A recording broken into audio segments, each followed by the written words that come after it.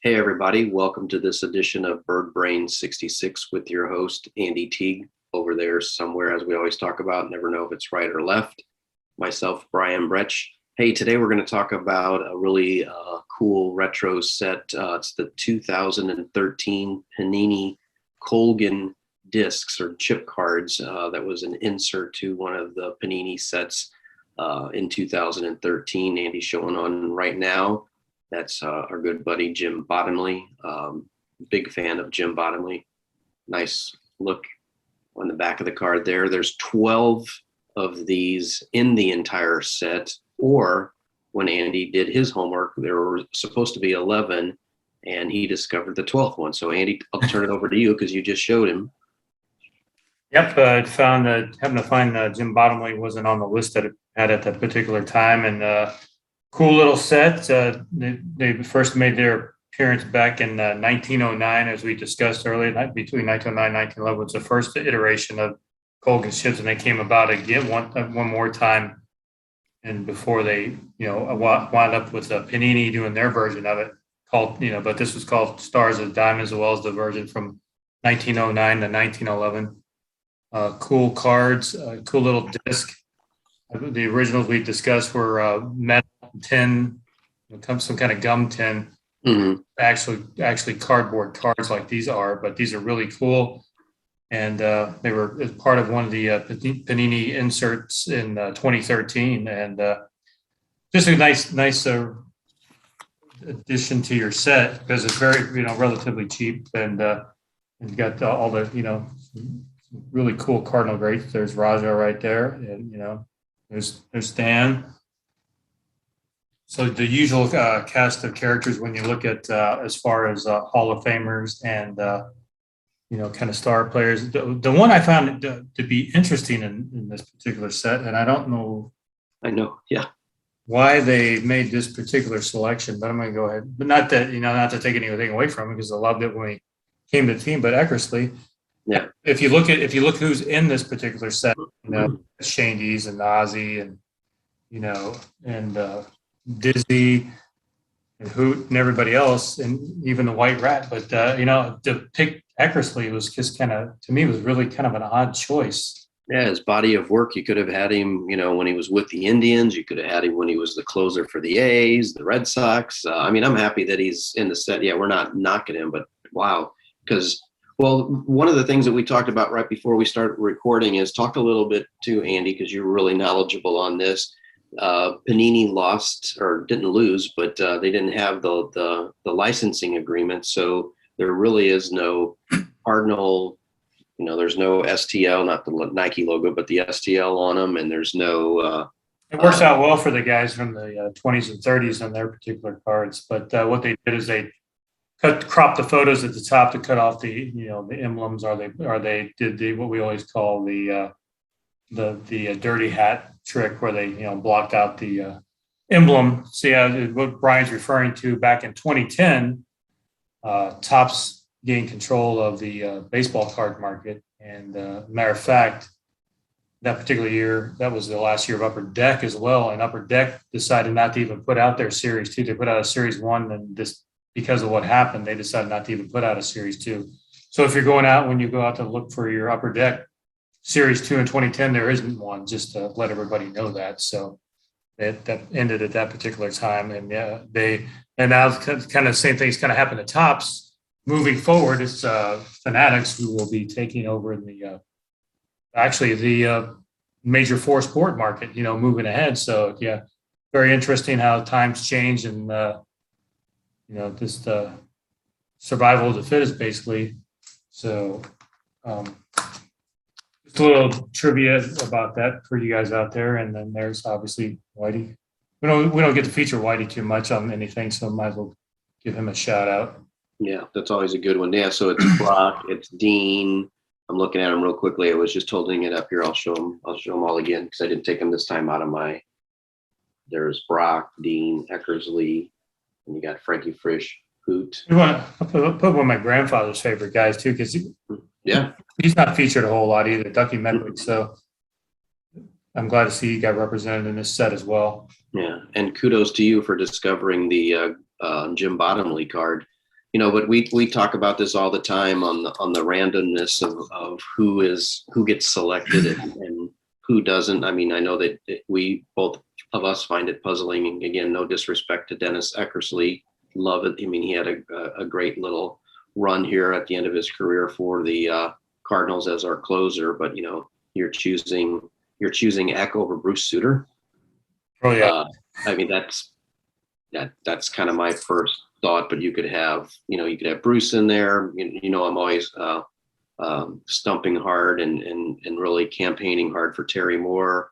I wrote down a couple of quick names. You got Burley Grimes, Grover Cleveland Alexander, Leo DeRocher. You've got Paul Dean. I'm talking about all the guys from with the exception of Bruce, some of the guys from the 30s. You got Bob O'Farrell. Then you go into the 70s. You could have put, Simba, Ted Simmons. Could have put Al Rabowski. The list goes on and on and on. I'm gonna throw one out there. How about Bob Forrest? Because never get enough love for Bob Forrest. No. In fact, so just a little inside. How about Jesse Haynes too? So great one, yeah. Great one, yeah. And he's in the Cardinal Hall of Fame, so you could even take a couple of those guys. Where's Chick Hafey? There's a couple of guys like that who are not who could be in this set, but again, not knocking it. It's fun. It's one of those that you mentioned it at the top of the show. It's if you're looking to have some, of the old time Cardinals from the 30s, and that this is a perfect set. It's like you mentioned earlier, inexpensive for whatever reasons. I like the sharpness and the black and white photos. I think to me, that's really cool. Just the fact that it's the disc. The circles, I think that's cool. Not much information on the back, but hey, I know that this was a special inset to, mirror what it looked like at the 1909 era. So yeah, I like it. I'm happy to have it in my collection. And like you said, it helps me when I'm looking to say, hey, how many Ducky Medwick cards do you have in your collection? Well, I got one more now because of this Colgan set. So. There he is, the Fordham Flash. Yep, I'm going to give him a shout out too. So, Mm-hmm. Yeah, it's interesting,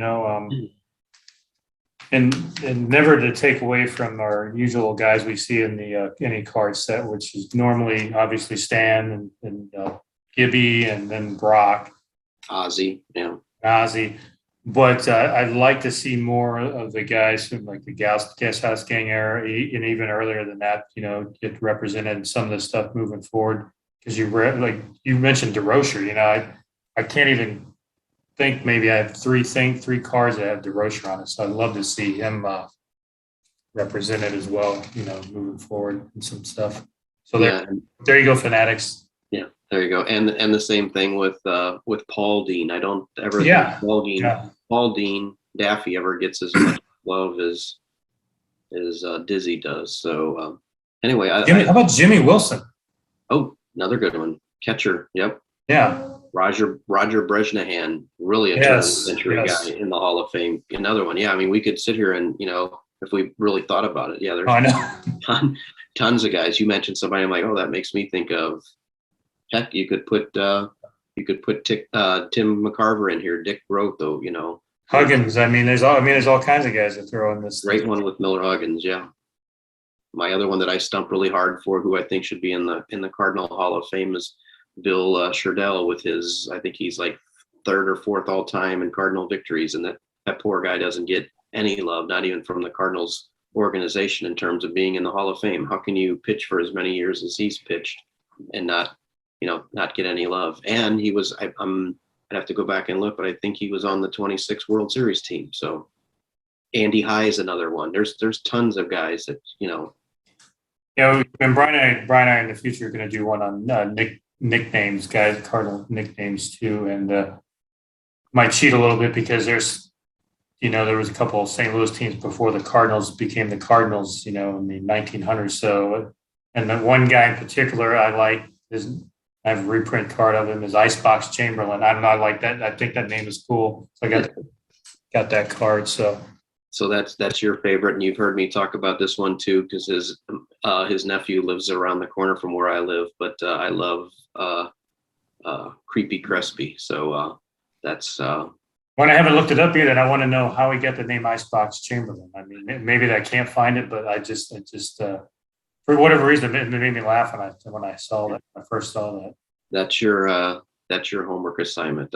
Yeah. Yes. And for me, I know the answer to Creepy because again, talking with his uncle, and I'm sorry, it's Frank Crespi, but Frank got his nickname because one of the sports reporters, he played second base and he loved the way that he crept around the ball and got to it so easily and was able to throw runners out at first base. So that's how Creepy got his nickname. But yep. No, I didn't know about Icebox. I'll have to do a little bit of research on him myself. So it's a great nickname. But yeah, we definitely do. There's some, Dizzy and Daffy and Oh yeah, Specs. I mean, there's all kinds of them out there.